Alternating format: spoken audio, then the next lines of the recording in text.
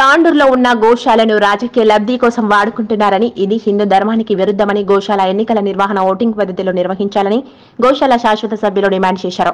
ఈ సందర్భంగా వారు మాట్లాడుతూ తాండూరు పట్టణంలో 2014-2015 సంవత్సరంలో బజరంగ్ దళ్, ఆర్ఎస్ఎస్, హిందూ హైందవ సోదరుల ఆధ్వర్యంలో మాజీ మున్సిపల్ చైర్పర్సన్ ఉన్న సమయంలో కోట్రిక విజయలక్ష్మి సహాయ సహకారాలతో నెలకొల్పిన గోశాలను ఇప్పుడున్న కొంతమంది నాయకులు తమ స్వార్థ ప్రయోజనాల కోసం రాజకీయాల పరంగా మారుస్తున్నారని ఎంపీటీసీ ప్రవీణ్ పటేల్, బీజేపీ నియోజకవర్గ ఇన్ఛార్జ్ రజనీకాంత్, యువ నాయకులు అంతరం కిరణ్లు అన్నారు.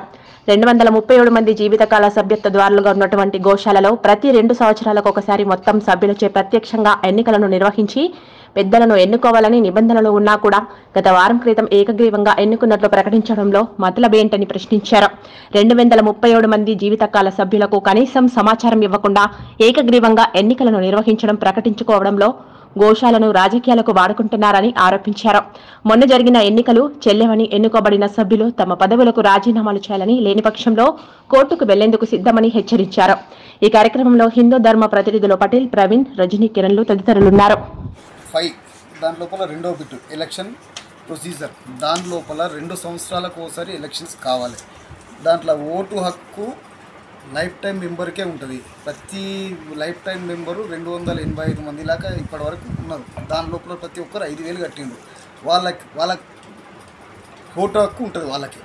కానీ ఇంతకు ఇంటిమేషన్ లేదు ఇంతవరకు. లోపల వాళ్ళే చేసుకున్నారు. ఇది ఎట్లయిందంటే ఒక పార్టీ అనేది ఈరోజు బీజేపీ ఉన్నది. బీజేపీ వస్తే బీజేపీ వాళ్ళు కావాలి, టీఆర్ఎస్ వస్తే టీఆర్ఎస్ వాళ్ళే కావాలి, కాంగ్రెస్ వస్తే కాంగ్రెస్ వాళ్ళు కావాలనేది హిందూ సంస్థ లోపల ఇది నడుస్తున్నది. ఇది హిందూ సంస్థలకు ప్రమాదం. ఇటువంటి దాని లోపల మీరు అడ్డం రారాదు లీడర్లు ఎవ్వరు కానీ. ఇది ఒక చెడుకు దారితీస్తుంది. నేను దీన్ని పట్టుకొని కోర్టుకు వెళ్తున్నాను, ఈ బైలాక్స్తో సహా. నేను లైఫ్ టైం మెంబర్ను. ఇక దీనికి మించింది ఏం చెప్పలేము.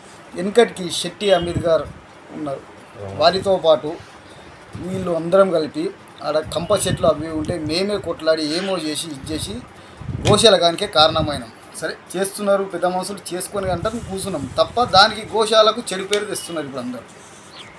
దాంట్లో డబ్బులు ఎక్కడి నుంచి వస్తున్నాయి? ఎన్ఆర్ఐలు ఇస్తున్నారా, తాండ్రు వాళ్ళు ఇస్తున్నారా, బయట వాళ్ళు ఇస్తున్నారా?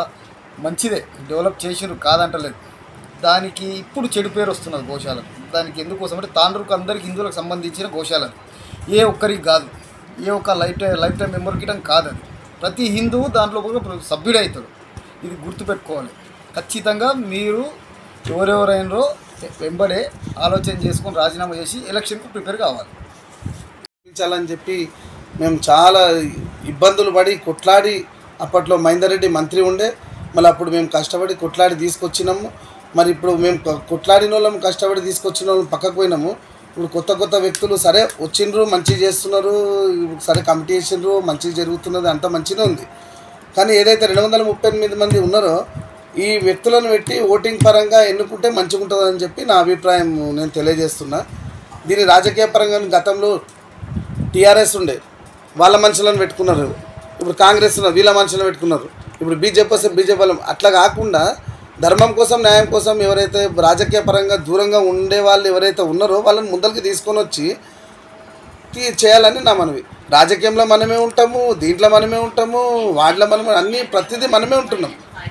మళ్ళీ ఇప్పుడు ధర్మం కోసం, న్యాయం కోసం కొట్లాడుతున్నారు కొంతమంది. ఆర్ఎస్ఎస్లో కానీ, హిందూ బజరంగ్ దళ్లో కానీ, ఏబీపీలో కానీ అట్లాంటి వాళ్ళకి ముందరికి తీసుకొచ్చి వాళ్ళని మెంబర్ చేయాలి.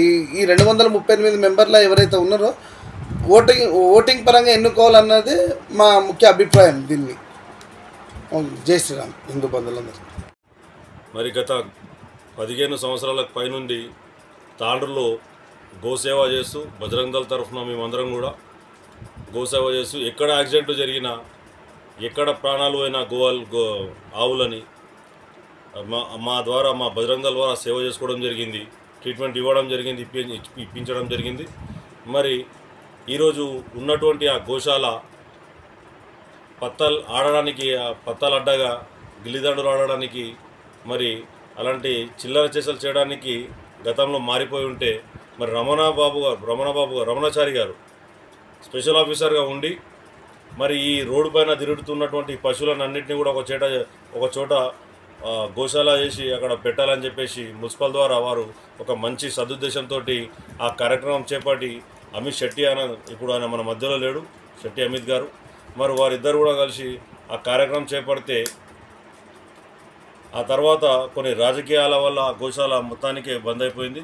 ఆ తర్వాత రోడ్లపై జరుగుతున్నటువంటి ఈ యాక్సిడెంట్లను చూసి తట్టుకోలేక మేము బజరంగ్ దళ్ తరఫు నుంచి మేమందరం కూడా ఆ రోజు కొత్తగా ఎన్నుకోబడినటువంటి ఆ రోజుల్లో కోటరిక విజయలక్ష్మి గారు వారి దగ్గరికి వెళ్ళి పరిస్థితి ఇట్లా వెలబుచ్చుకుంటే మరి వారు నిజంగా కూడా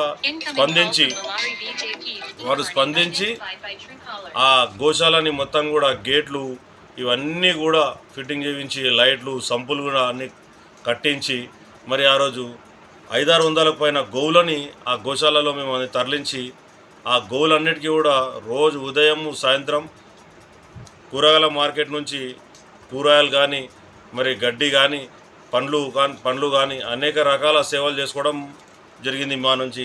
మరి ఈరోజు కొందరు రాజకీయాలు చేయడం సరికాదు. ఏమైనప్పటికీ ఖచ్చితంగా ఎలక్షన్ జరగాల్సిందే. ఎలక్షన్ జరిగి ఎవరైనా కానీ రాజకీయాలకు అతీతంగా ఎవరైనప్పటికీ మాకు ఎటువంటి ఎవరిపైన దురుద్దేశం లేదు. ఎవరైనప్పటికీ కూడా అది న్యాయబద్ధంగా చట్టబద్ధంగా జరిగితే గోశాల ఎలక్షన్ మరి చాలామంది లైఫ్ మెంబర్స్ ఉన్నారు, దాంట్లో చాలామంది స్వచ్ఛంద సంస్థలు ఉన్నారు, చాలామంది పెద్దలు ఉన్నారు, తాండ్రులో అనేక రకాల మర్చెంట్స్ ఉన్నాయి. మరి ఒక్కరికి కూడా సమాచారం లేకుండా ఈ ఎలక్షన్ జరగడం సరికాదు. ఖచ్చితంగా ఎలక్షన్ జరిపి ఎవరైనా కావచ్చు, దానికి మాకు ఎటువంటి అభ్యంతరం లేదని చెప్పేసి కోరుతున్నాం.